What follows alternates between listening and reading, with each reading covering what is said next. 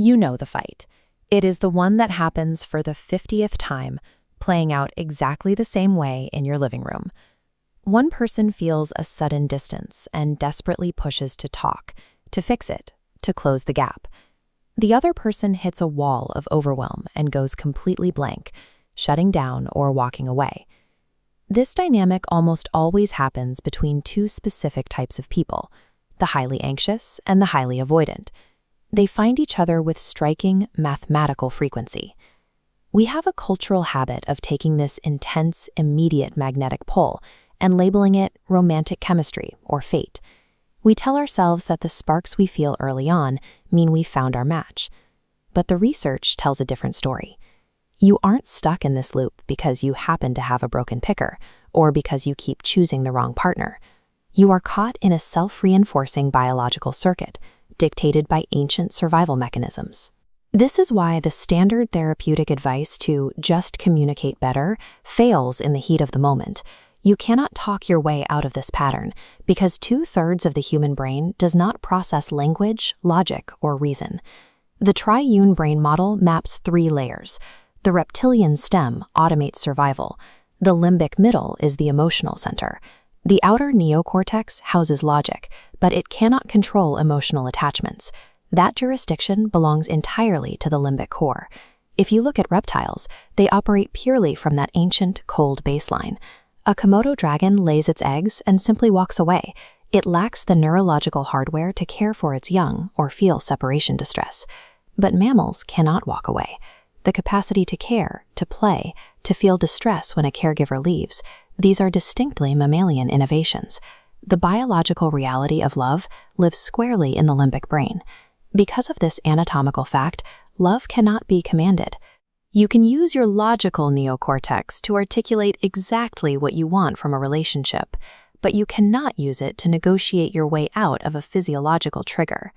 When you meet someone new, your subconscious nervous system is not evaluating them for objective safety or character.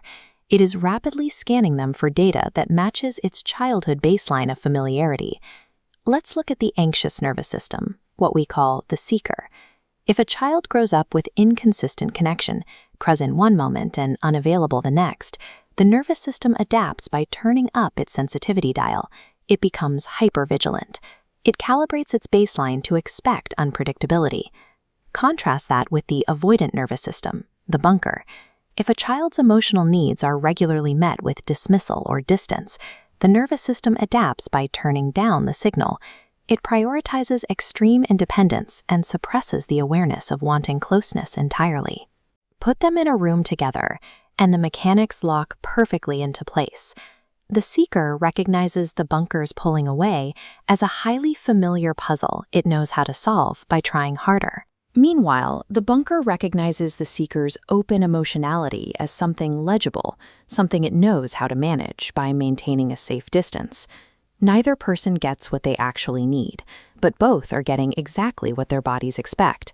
What feels to them like an irresistible romantic chemistry is really just 2 exquisite interlocking survival strategies colliding in real time. Then the inevitable emotional trigger hits. In milliseconds, before conscious thought can even catch up, the amygdala fires. Adrenaline and cortisol spike. The body is violently hijacked into a sympathetic survival state. The seeker's biology demands mobilization. The voice rises. The texts multiply. There is an urgent physical drive to close the distance and force a response to prove the connection is still intact. For the bunker, the exact same trigger causes the opposite biological reaction, dorsal vagal suppression. The face empties out. The body sits perfectly still. It is a heavy overwhelm. The body braces against the sensory input by simply shutting down. This diagram shows the resulting loop. The louder the seeker escalates to find safety, the deeper the bunker retreats into isolation to survive. Every attempt to fix the problem accidentally confirms the other person's worst relational fear. At this peak, the neurological capacity to process nuance or language has gone completely offline. Verbal communication has reached a literal biological dead end. Here is the counterintuitive reality. If the seeker or the bunker encounters a genuinely secure, emotionally consistent partner, their biology will likely reject them. they will interpret the secure person as boring or maybe even claustrophobic. This happens because the insecure nervous system has been wired to equate love with a specific high-decibel level of survival arousal. It expects chaos.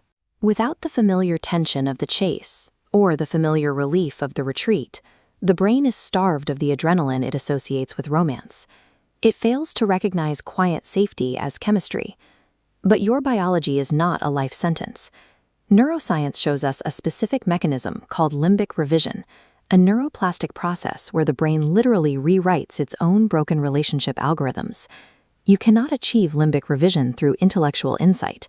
You cannot read enough therapy books or achieve enough self-awareness to command your limbic system to change its preferences. The old code is rewritten exclusively through lived experience. It requires repeated, sustained exposure to a partner who remains entirely regulated and present while you are dysregulated. It requires a body that does not run when you test it. True secure attachment is not the absence of conflict. It is the ability to repair conflict without punishing the other person. It is presence without conditions. You cannot relate until you regulate. If you want to break the polarity circuit, you have to stop trying to argue your way out of survival mode and start giving your physical body an entirely new experience of safety.